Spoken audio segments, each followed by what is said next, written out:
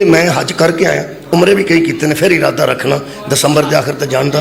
असल गल है कि गदीर का मैदान इस वास्ते मुंतखब किया गया कि सारे हाजी एक जगह कट्ठे नहीं होंगे। कुछ तवाफ च होंदे ने, कुछ सही च होंदे ने, कुछ सही करके अगे निकल जाते हैं।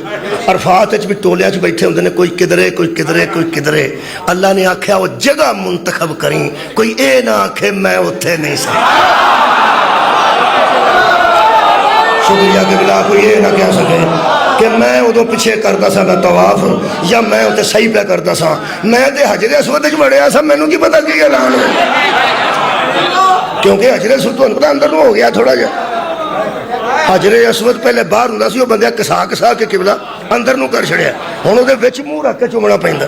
ते जिहड़ा बंदा उत्थे अंदर बोसा दिंदा होवे वो आंदा मैं ते ना ओहदा हत्थ वेख्या ना ओहदा हत्थ वेख्या, मैं ते हजरे असवद च वड़िया सा।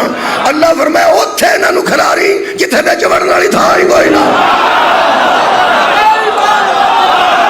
कोई गुंजाइश ना होवे जिहदे च बंदे दा मुंह तुर जाए, कोई गुंजाइश ना हो जिथे तो बंदे के कन मसरूफ हो जाए, बंदे के कन भी फारग हो, बंदे दी अखां भी फारग हो, बंदियां दे ज़हन भी फारग हो। बहुत शुक्रिया मेरे अजीज।